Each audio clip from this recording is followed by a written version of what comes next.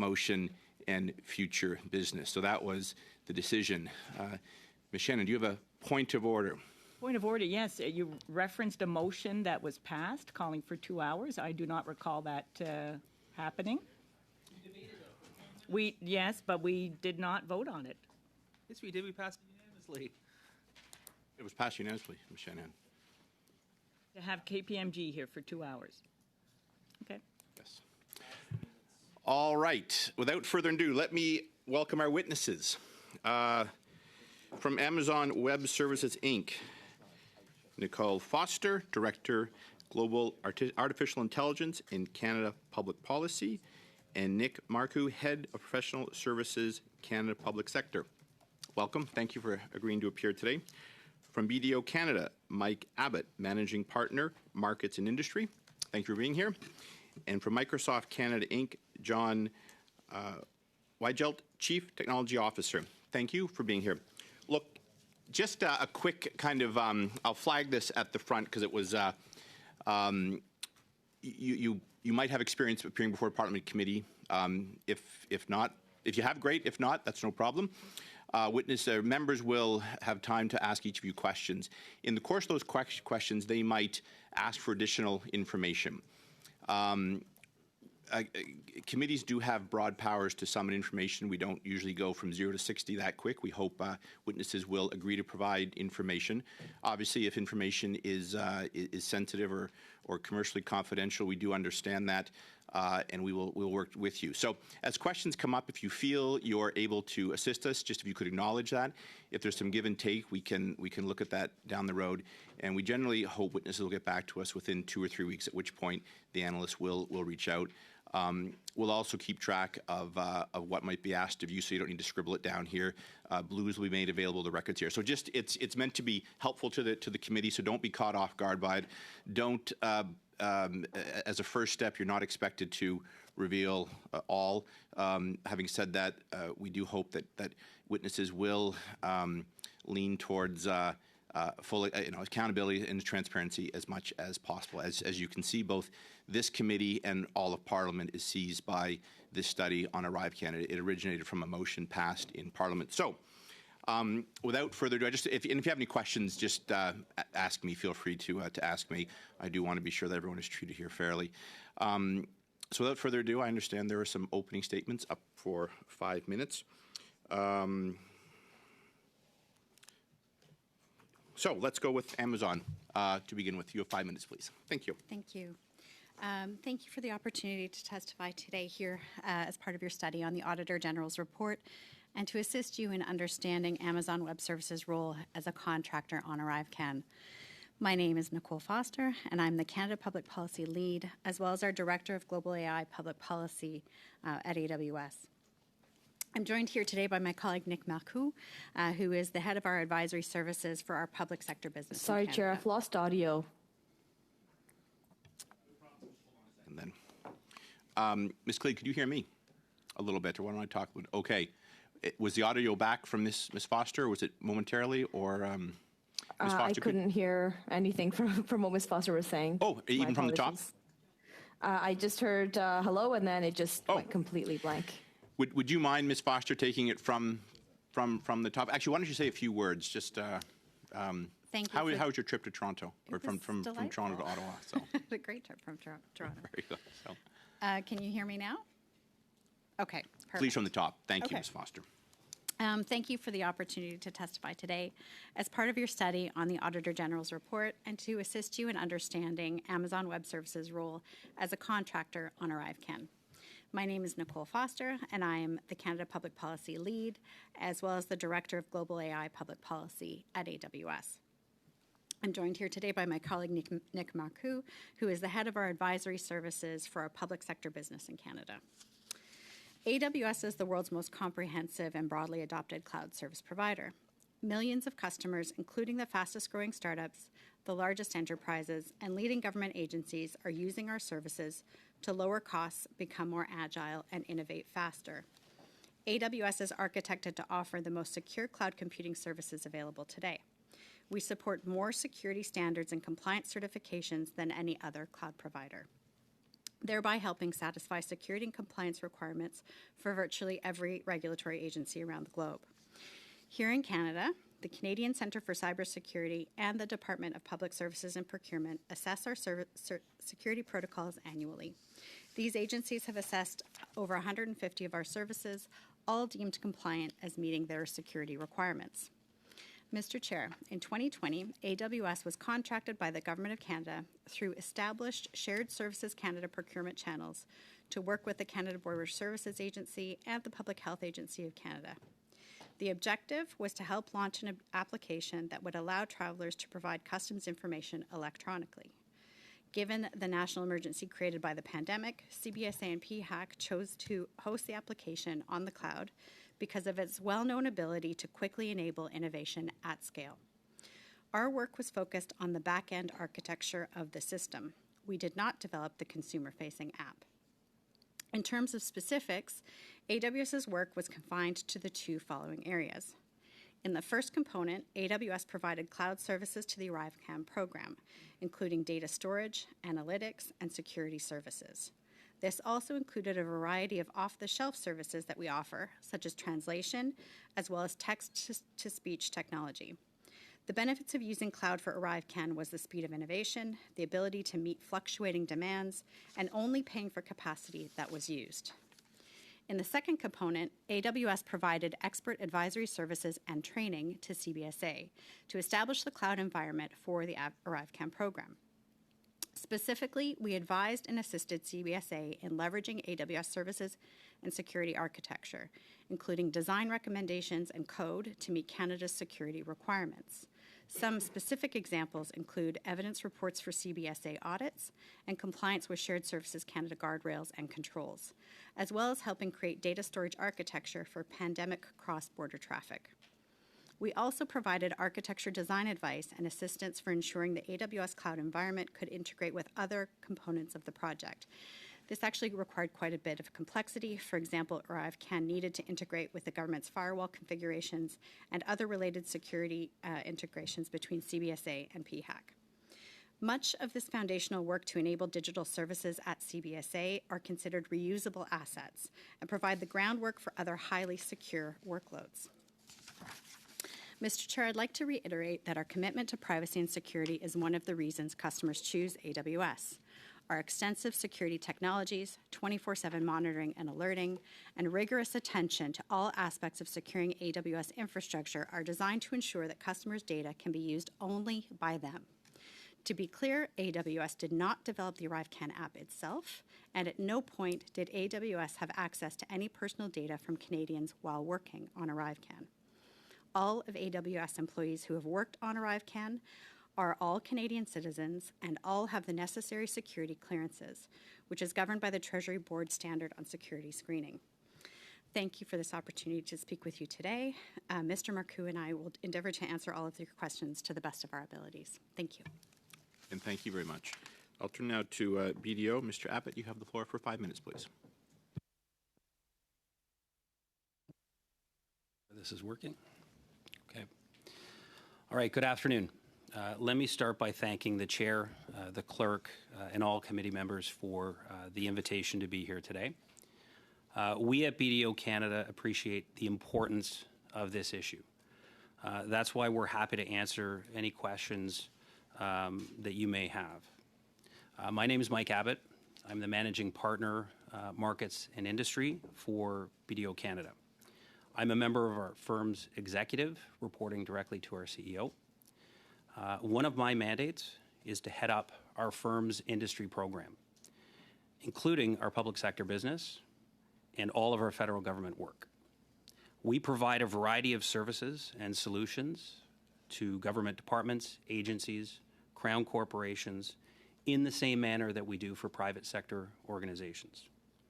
Our work with the Canadian Border Services Agency is provided largely through a standing professional services contract awarded to BDO in September of 2020, following a competitive procurement process. Under the terms of that contract, CBSA can call upon BDO personnel to provide services in 6 specific resource categories, and the nature of that work includes management consulting, business architecture and design, risk management, and other advisory services for business and technology projects. This is how we were first engaged directly at BDO to support the ArriveCAN project in November of 2020. Overall, our work consisted of two narrowly defined streams. Our primary stream of work directly for CBSA was focused on management consulting and strategic advice contending largely with accessibility issues of ArriveCAN. The government recognized that it needed ArriveCAN to be accessible for Canadians with visual and hearing impairments and other usage challenges. This work was technically complicated, but our team worked with dedication to achieve the requested results. This stream accounted for about 85% of our work on the project. The second stream was conducted by our LIXAR division, and that was done as a subcontractor through GC Strategies, which had been contracted by CBSA. This accounted for 15% of our work on the project, and this work specifically consisted of getting access to our data scientists, our programming, our application builders, around optical reading and reader technology. In total, BDO's work represented a little less than 5% of the total overall attributed to the ArriveCAN project by the Auditor General. And all of this was completed in compliance with applicable terms and conditions based on statements of works and supported by timesheets and other administrative details. The Auditor General raised no questions with respect to the value for money we provided or with respect to the completeness of our administrative practices or paperwork. It is also true that this work took place under unprecedented conditions due to the pandemic, with an incredible sense of urgency. And having worked with CBSA, we appreciated the vital importance of supporting the safe movement of people and goods in the midst of this health crisis. We felt acutely that our work for CBSA mattered.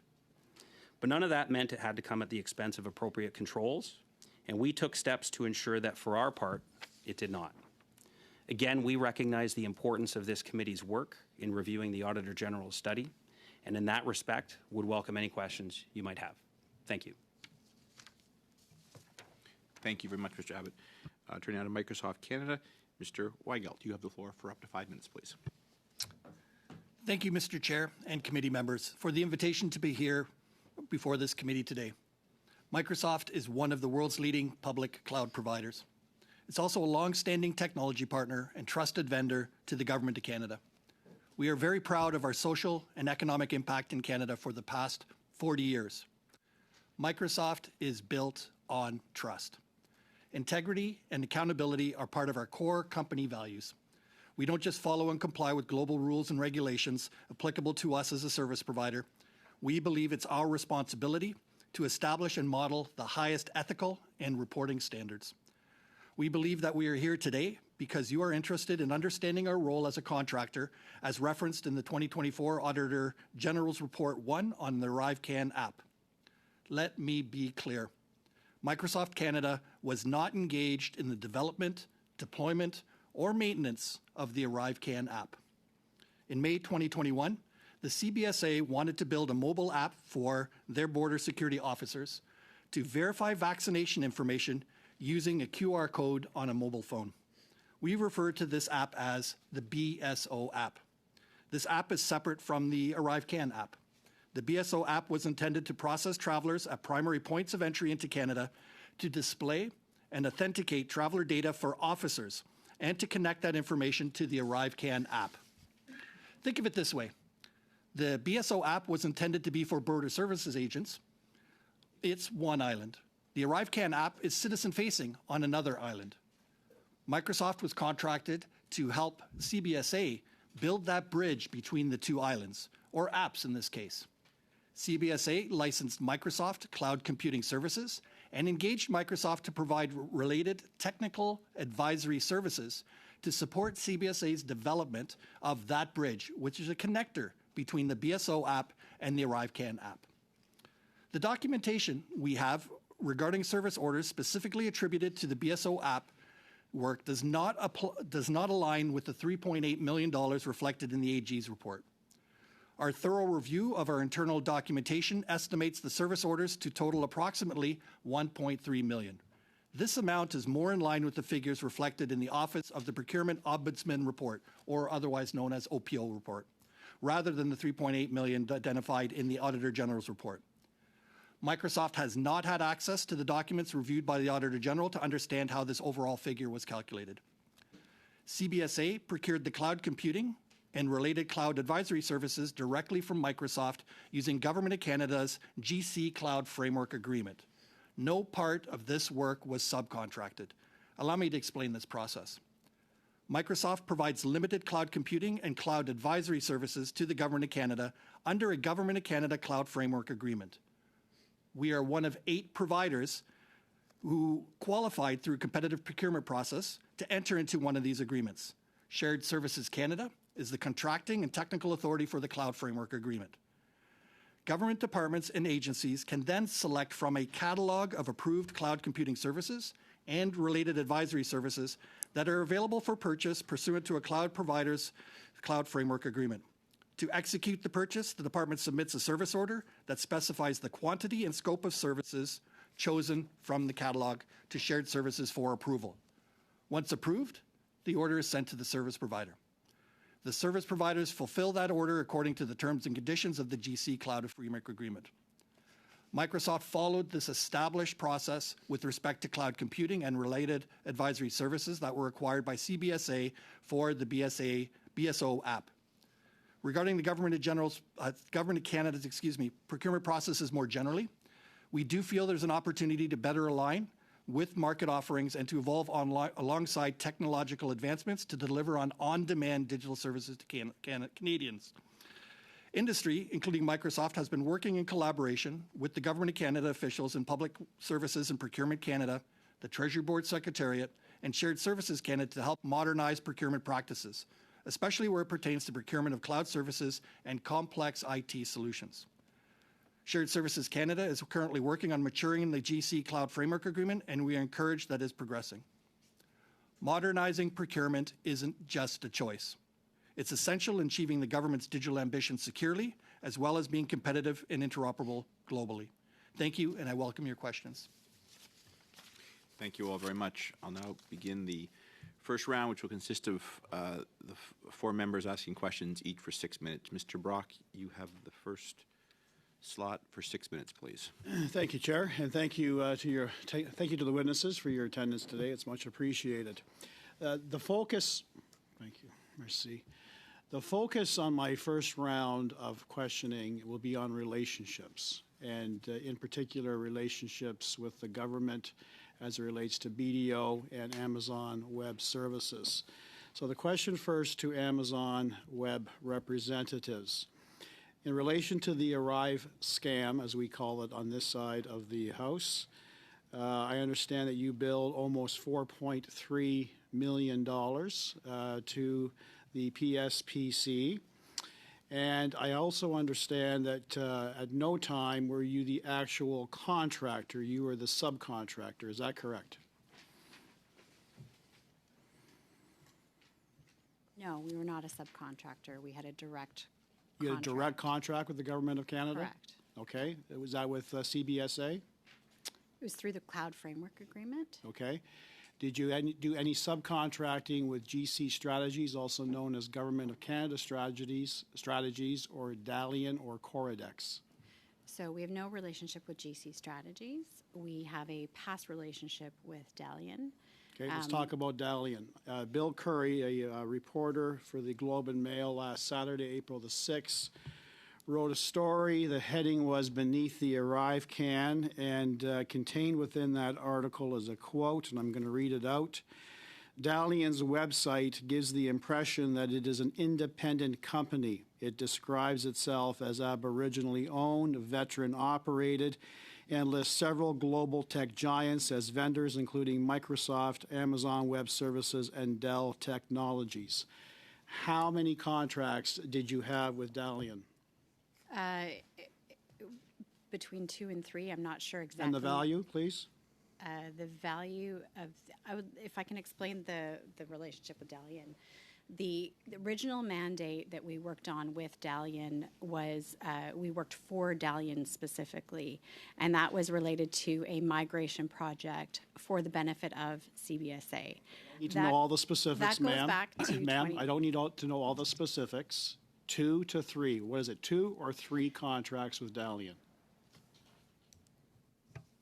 So I can provide clarity on this. There were 3 contracts. One of the contracts was a $0 amendment to the end date of the contract. Okay? So Dalian is the contractor, you're the subcontractor. The value of the 2 contracts were how much? We were not a subcontractor. Dalian? Dalian was our customer. We were not a subcontractor to Dalian. Well, Dalian was your customer, but Dalian is working with the government of Canada. To be clear, Dalian was our customer. We did understand that the work was for the benefit of CBSA, but it was not a subcontract. Okay, well, we're not going to get into semantics. The ultimate benefactor of your work was the government of Canada, specifically the CBSA. So let's get to the answer now to my question. What was the value of the 2 contracts that you worked with Dalian? The total value of the work that we undertook with Dalian, I believe, was $1.1 million For the both contracts? for all of the work we did with Dalian. Okay, and you confirm you never worked with GC Strategies? Never worked with GC. Did you work with any other contractor other than Dalian? Of the ones that you've listed, or Anyone involving the Arrive scan? Any on other ArriveCan? contractors? No, we did not work with any other of the vendors on ArriveCan. Okay, now you, ma'am, Miss Foster, I understand you worked for the Liberal government until 2004, Correct. and what was your role? I was a legislative assistant For a member? for Minister David Anderson when he was Minister of the Environment. Okay, I understand you're currently a Liberal donor, I am. right? And your last donation was in September of 2023.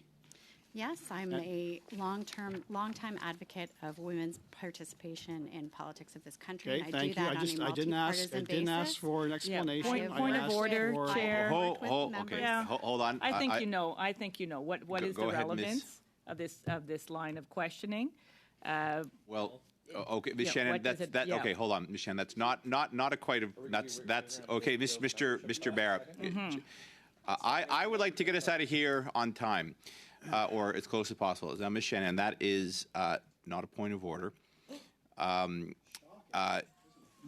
One of your members is up next, and if there's additional questions you have for Ms. Foster, none of us in this room think that political participation is a bad thing. In fact, I think we all encourage it. And I will note that you have dined out on a membership or on a donor card that's been displayed here, and I have not stopped you from doing that. So we will continue to hear from Mr. Brock and Ms. Foster, who is doing a fine job answering his questions. We'll continue to do that, and then it'll be one of your members will have the turn. Chair, if I can just say, it's a difference between when a witness volunteers information and when a witness is being particularly questioned about their political affiliation. No, Ms. Shanahan. The point of this is to ask questions and to get answers. Mr. Brock, you have a minute and a half left. Good try. Nice try, Ms. Shanahan, because witnesses, you don't understand. This particular member went on great length to highlight a certain allegiance that one of previous Chair. witnesses had to the Conservative Chair, Party of I asked Canada. for- This is my time. This is my time. Ms. Shanahan, I said nothing. Did not cut you off. Certainly, when you were questioning a witness about donations and membership. Ms. Foster, there is certainly nothing wrong with being involved. I appreciate you answering the question. I would ask government members to hold off. In just under a minute and a half, you will be able to ask these witnesses all the questions you like. Mr. Brock, you have a minute and a half. Again, I didn't ask you to expand upon why you are donating. I wanted to know, did you donate in September of 2023? You said yes. And how much was that donation? I make regular monthly donations. Right. I understand since 2005, you've contributed $33,000 to the Liberal Party of Canada. Does that sound accurate? It doesn't sound inaccurate, but I can't confirm that. Certainly. Okay. Moving on to BDO. Similar type of questions. Did you work with GC Strategies? We had a working relationship through our Lixar division. We acquired Lixar in March of 2020. Did you work with GC Strategies, sir?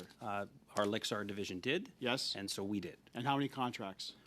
With ArriveCan, we had one. Yes? At large, I would have to come back and give you the specific numbers. Can you do that for us? I can do that for you. Okay.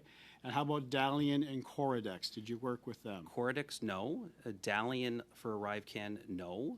There are, and I'll come back with a specific number. It's in the range of 3 to 4 outside of the scope of ArriveCan. 3 to 4 contracts. Contracts, yes. And you were the subcontractor, Dalian Correct. being the contractor to a department of the Government of Canada. That's correct. A ballpark figure in terms of the dollar value? I'll give you a ballpark, like rough order of magnitude was about 800,000. It could have crept up to $1 million, so I'll give that as the rough order of magnitude. Okay. Collective for the Okay, contracts. time permitting? You got one quick one. One quick one. To Mr. Abbott and Ms. Foster, were you directed by any government official to specifically work with Dalian and or GC Strategies? Can I answer that first? No.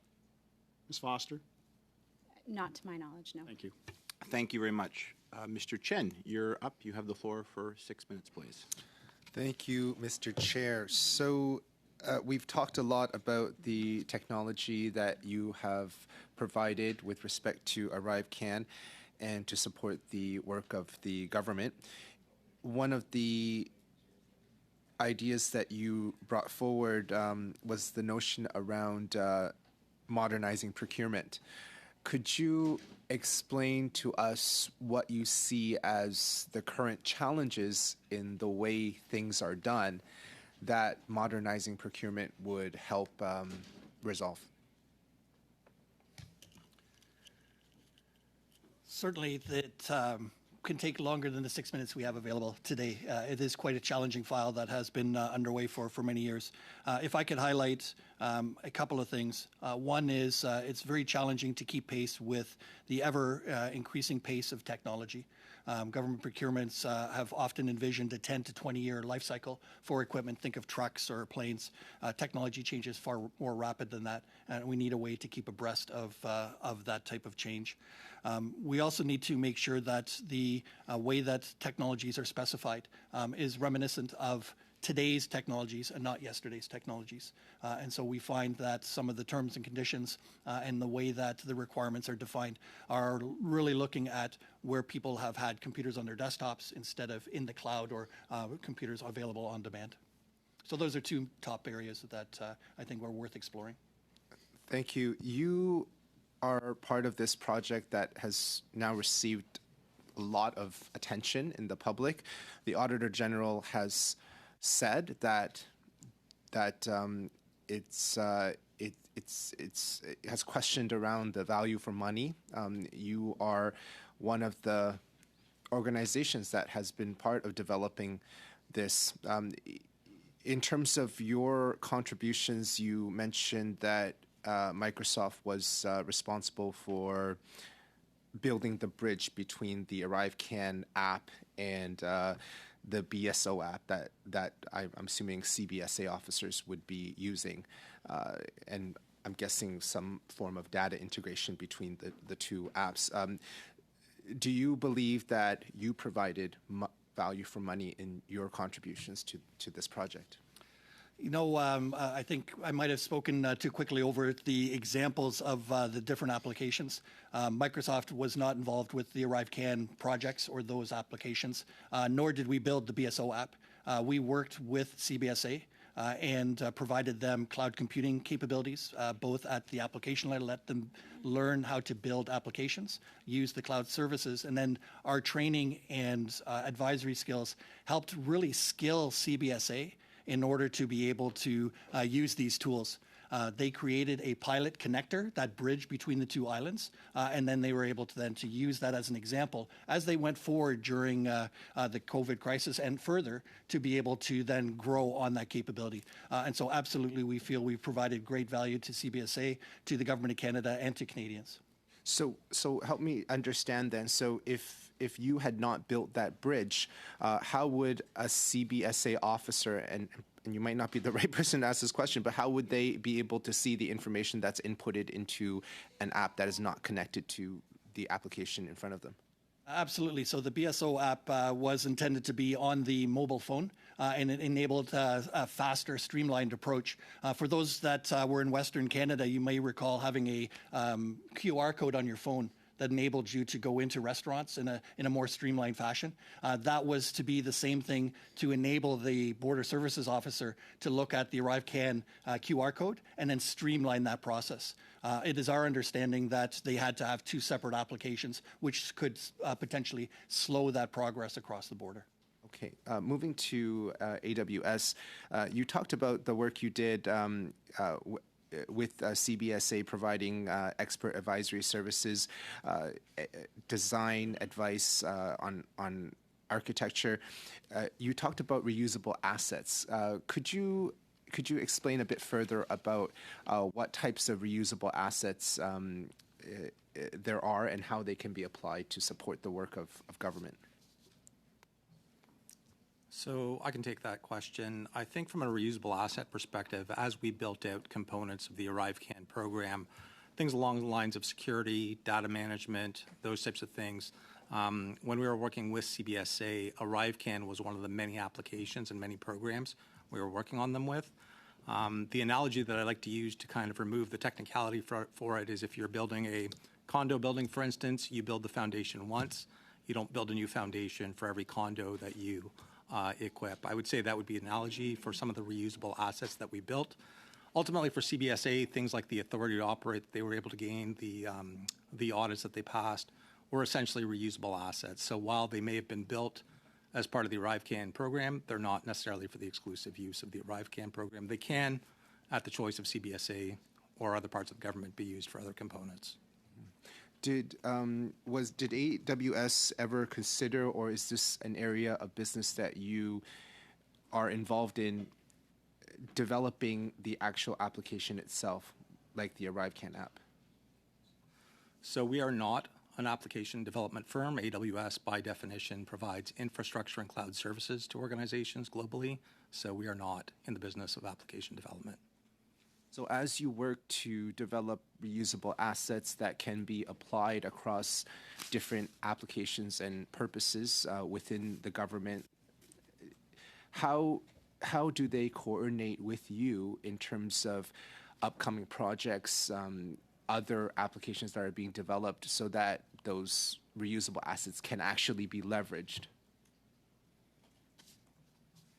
So the contract vehicle, the agreement that we used, was designed by the Government of Canada. It was called the Cloud Framework Agreement, which is the direct vehicle that the Government of Canada engages our advisory services in, typically in discussions with our customers, and we do have many departments that are customers of AWS. They may bring this up to us at some point in time and may or may not engage our services. Ultimately, from an AWS perspective, what we're trying to do is provide innovation, assisting the government through complexity, and then transferring that skills and knowledge to both our government customers and our partners. So ultimately, they don't need to rely on us to consult with us, let's say, on every single aspect that they want to move ahead on. So our entire program is about enablement. Thank you. That is the time. Thank you. Just to our witnesses, if we take questions and answers both in French and English, if you could prepare your earpieces if you don't speak French or understand French. Madame Saint-Claude-Gagné du Bloc québécois est prochaine. Elle va vous poser des questions en français. Vous pouvez She will ask you questions in French, and you can answer either in English or French.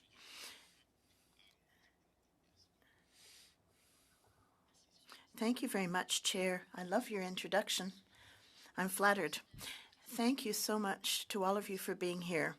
What you're doing here today is to help us understand what really did unfold and the different levels of bad practices we have in government. Help us understand those. One of the big questions we have here, members of the committee, and also taxpayers in Canada, is how does this process of being a subcontractor work? A very small business, for example, with Alien, Cordon, others we've heard mentioned. Mr. Abbott, my first question is for you. You mentioned in your opening statement that you did have several contracts, but only one was a subcontract for GC Strategies. Is that correct? That's correct. Donc vous aviez... So you had contracts for CBSA directly, and then you GC Strategies were asked you to subcontract. Why not just have you deal directly with CBSA? Why work for GC Strategies just for a commission? Yeah, so the contract that we had with CBSA Direct to BDO was a contracting vehicle for business services, and we were qualified in 6 specific categories.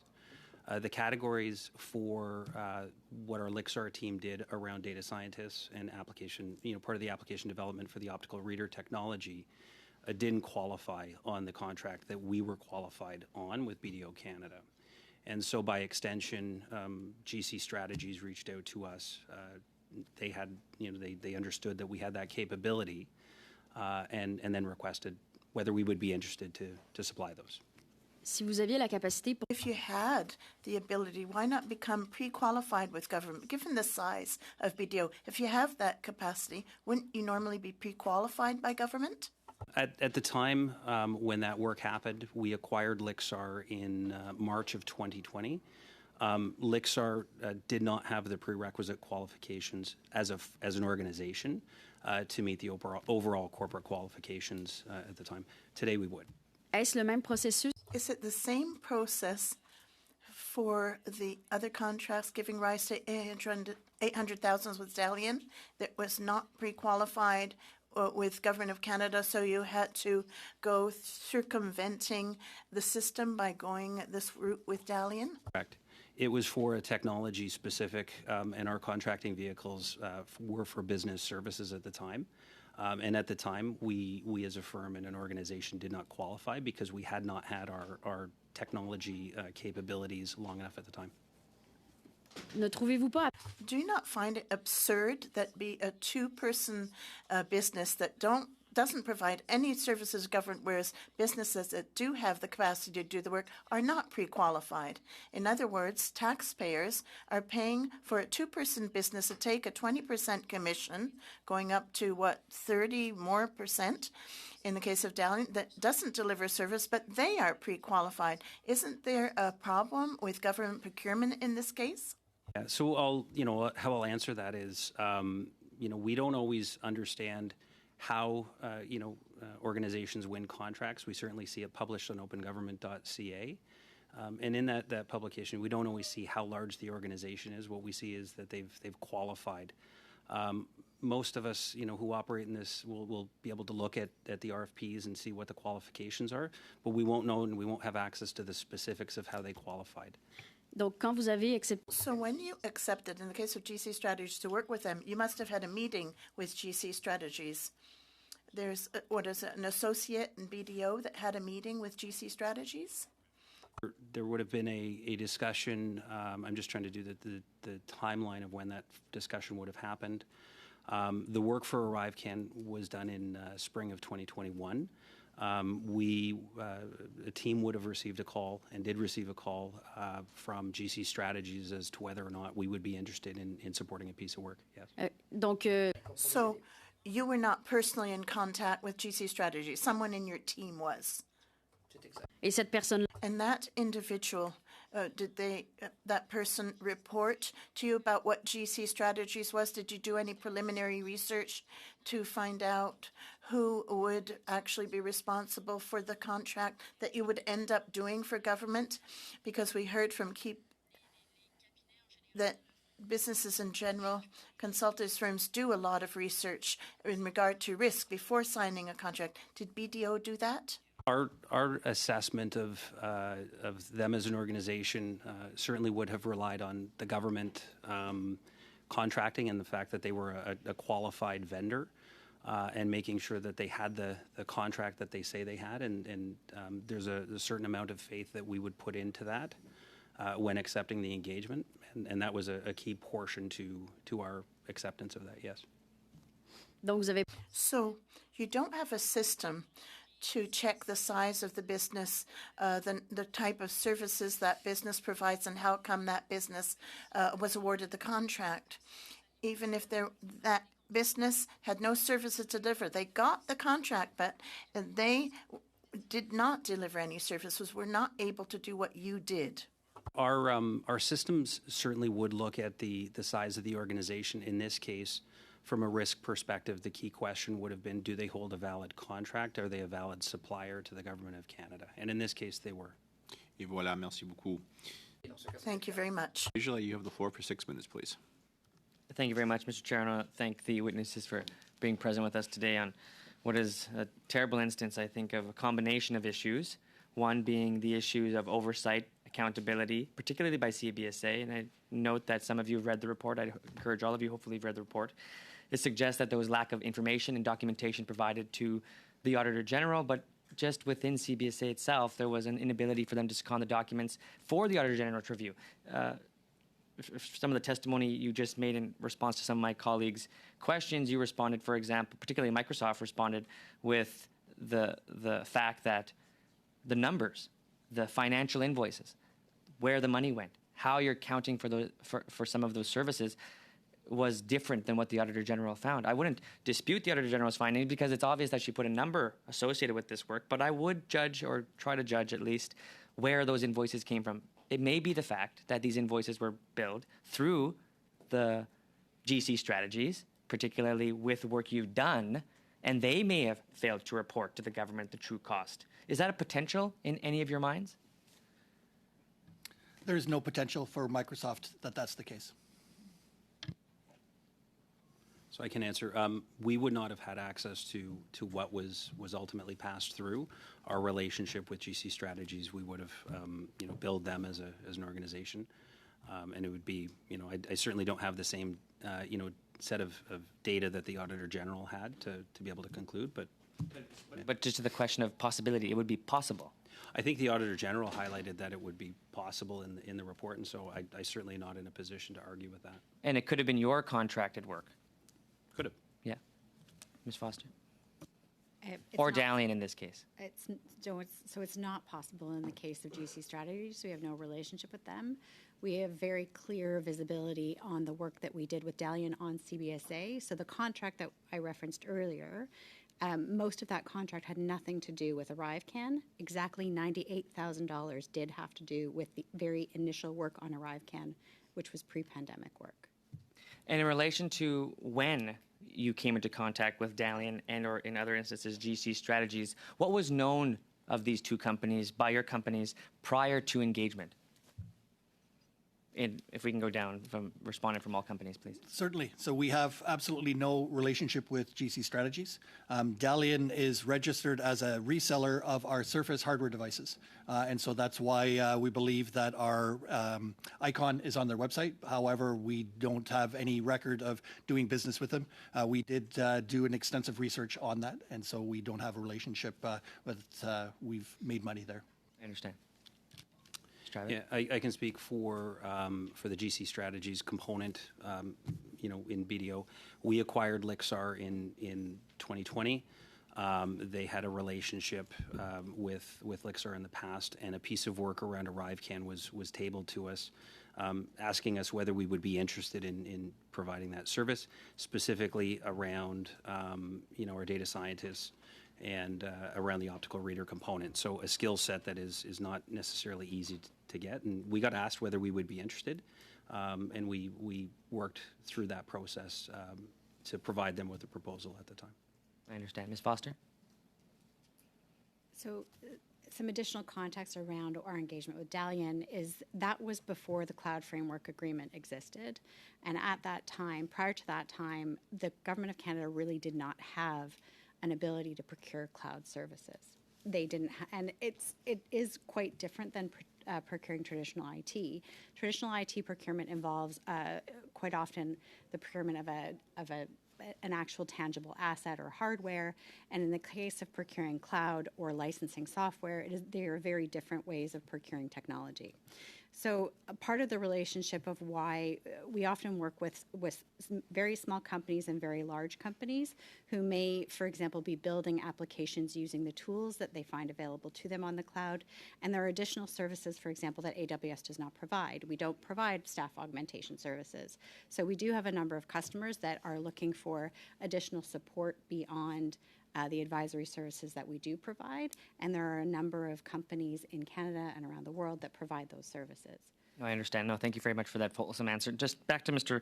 Abbott, in regards to BDO's purchase of Lixar, sorry. You're stating that your association with GC Strategies comes via that purchase, correct?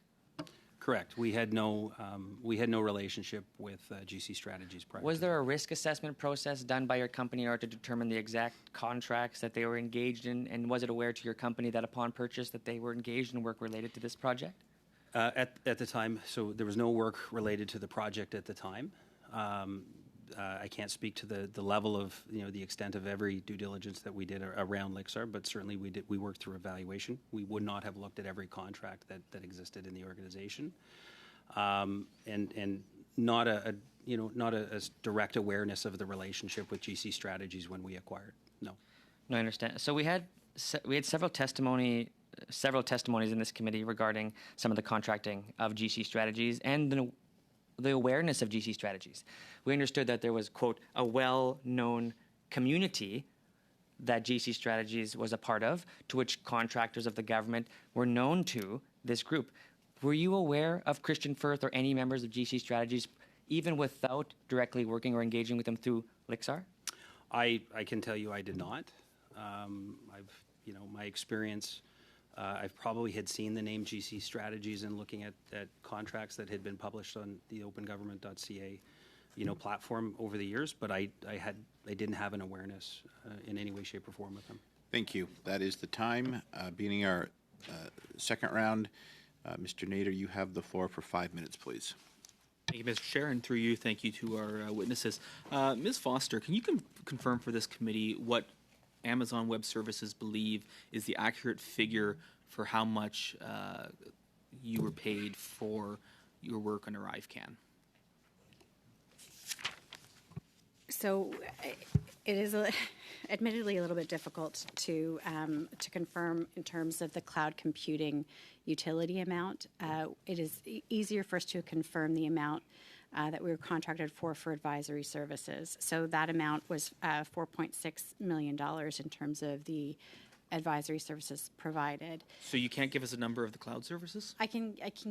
The estimate that the Auditor General is in the range of being correct. The reason it is difficult for us to determine exactly is that the app continues to run today on the cloud, in addition to 40 other workloads that CBSA runs on AWS. So we have assigned account numbers for a number of different workloads. I'm just going to cut you off there. I get the sense of where you're going. Would you be willing to provide to this committee a breakdown of that of those accounts and the amount that you see from the cloud services up until CBSA today's date? could provide that detail. So we do. They have a number of accounts that we don't know what the workload is assigned to. So we can't see, for example, which, due to our security and confidentiality, we actually don't have visibility into what our customers are exactly doing in those workloads. So they can tell us that there's a workload assigned to CBSA, and we can provide the number for that account number, but we don't have the detailed visibility on which account is doing what.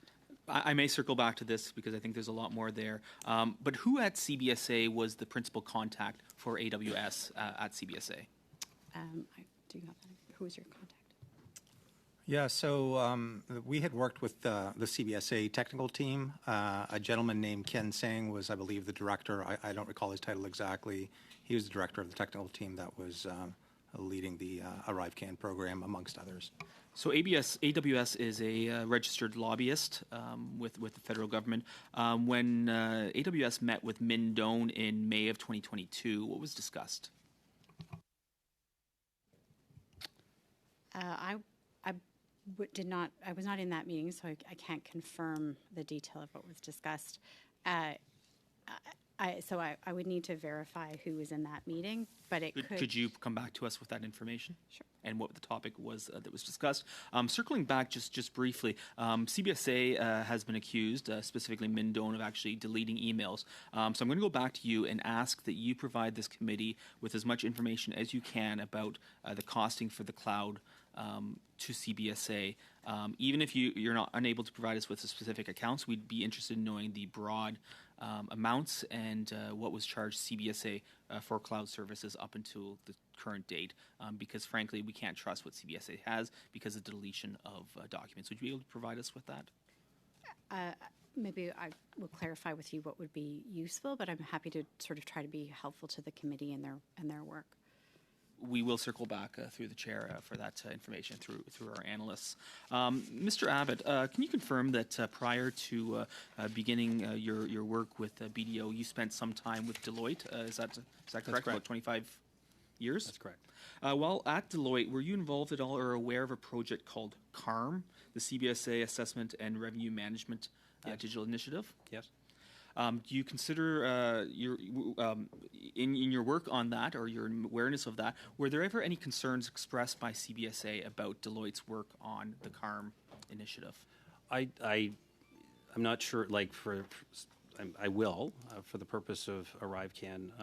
I'll just put it. I'd say that's some of those questions will be best directed towards Deloitte because I'm representing BDO. But I'll answer from a perspective. There was certainly, like other large projects, points of contention and things that worked well and things that didn't work well. I would not have described it as, points of contention, but certainly things that, where things weren't working. There was meetings of the minds, if you will, and to try to clear that up and move it forward. So you would say that there were challenges or concerns expressed by CBSA about the CARM initiative? I would say similar to any other project where it's large scale in nature, that not everything goes exactly from the day one plan, and I would characterize it that way as opposed to saying that there was concerns. I can speak to it from that perspective. So CARM will be launching on May 13th. Are you confident that it'll launch successfully? I haven't been part of that project for 3 years, so I really wouldn't have a perspective to answer on that. Thank you, Mr. Nader. That is your time. Ms. Yip, you have the floor for 5 minutes, please. Thank you for coming. Mr. Abbott, you had mentioned in your opening statement that 15% of the business through Lexstar, I believe it's called, had worked on with the GC strategies. And could you just elaborate what that was exactly? And do you believe that that was good value for money? So our team got asked to pull together a team around data scientists, some application developers, specifically to help work through different pictures that and for optical reading purposes to be able to read text. It started with I want to say a proof of concept, and then once that was cleared, it moved to a bigger piece. It is, I would describe it as a fairly technical, skill set and capability. I think there's generally two reasons why organizations get asked to supply. One would be for staff augmentation, and the other would be to achieve an outcome, to acquire a skill. And in this case, it was for acquiring the skill set, specifically from the data scientists. And because, we did not hold the appropriate contracts and resource categories, we could not do that through our own means. But that was the nature of that work. And it ran from April of 2021 throughout 2021. So you feel that was good value for money? What I'll certainly say is, the Auditor General's report and their commentary around value for money, they didn't highlight anything specific around the work that we did. And I certainly, it's a very unique skill set that was brought to the table, and I would not challenge the Auditor General's report. Very well written report. Can you confirm the total amount that you received for working on the ArriveCan application? Yeah, I will confirm the number that the Auditor General had. We've gone back to look at our records and reconcile back to the Auditor General's number, and it matched the number, which included 85% of that number, which was 85% of the 2.9 is 2.4, was direct from BDO through to CBSA, and the remaining 500,000 was through GC strategies. So 2.9. Thanks. Have any of you met with Kirsten Firth Darren Anthony or Dalian People's Party of Canada candidate David Yeo? No. No. No. No. And who initiated contact between BDO and GC Strategies? The contact would have come through our existing relationship that was through Lixar, and it would have been GC Strategies through to our Lixar team, and then from there. Do you work on any other projects with GC Strategies? We have, yes. And have you worked with Cordex, Dalian, or Coradel companies in the past? Dalian, yes. Yeah. We have. But the other two organizations you mentioned, no. Were you, not you, sorry, was BDO involved in conversations around developing the non-competitive contract between GC Strategies and CBSA? So to my knowledge, the answer is no. I wasn't there, but certainly to my knowledge, the answer is no. We were not. Did you ever bypass GC Strategies and work directly with the federal government? Because we had two streams of work, one which was directly with CBSA, I mean, I have to answer the yes, because we had a direct contract, but I wouldn't characterize it as bypassing, certainly for where we were contracted to deliver work through GC Strategies. We delivered that work through GC Strategies, not directly to CBSA, but would have worked through that relationship. As it pertained to our other work, we would have worked directly through CBSA because that's where our contracting relationship existed between BDO and CBSA. Were any of you in contract with Cameron McDonald or Antonio Utano? I was not. I was not. No to Mr. Utano. In a previous life, I had met Mr. McDonald in boardrooms and in meetings, but not personally. No. That is your time, Ms. Yip. You want to get out your earpieces again. Suivant, c'est... Next, we have Ms. Sinclair Desgagnés for 2 minutes, 30 seconds. Thank you very much, Chair. A quick question, once again, Mr. Abbott, to follow up on the earlier discussion.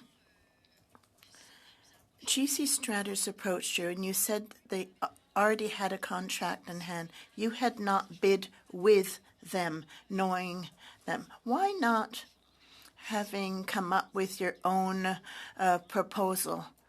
How come they already had the contract in hand and then they contacted you? That means they were awarded a contract without any resources to deliver. Or what resources, to your knowledge, did they have to be able to get awarded the contract? Yeah, so I certainly would not have a line of sight for what GC Strategies would have submitted in their overall contract to win the work. So it would, I don't know the answer to that. We have the contract between the FC and GC Strategies, and there's a long list of resources that you need to be awarded the contract. Many more resources than what GC Strategies has. So my question is, how come BDO or nobody at BDO would have seen the contract that existed between CBSA and GC Strategies? And then how come GC Strategies delegated the work to you, knowing that you hadn't even yourself come up with a proposal to GC Strategy? It was just a question of contact. Key resources were up in the air. The experience of the resources don't really count for much anymore. Yeah, I certainly understand the nature of the type of organization GC Strategies is, and I mentioned there's generally two reasons why organizations are going to go out or get contracts. One is through staff augmentation, and the other is through acquiring a skill set and a specific skill set. Certainly, my understanding of the contract that would exist is this was for a staff augmentation. One at the time that BDO at the time would not have qualified for. And part of the reason why we were interested in an organization like Lixar is because they had some of the deep application resources and data scientists. At the time that contract came out, it would not have fit within our radar because we didn't have the capabilities. We were a few months into our acquisition with Lixar. Étiez-vous au courant? Were you aware, potentially, that GC strategies, you qualified about staff augmentation.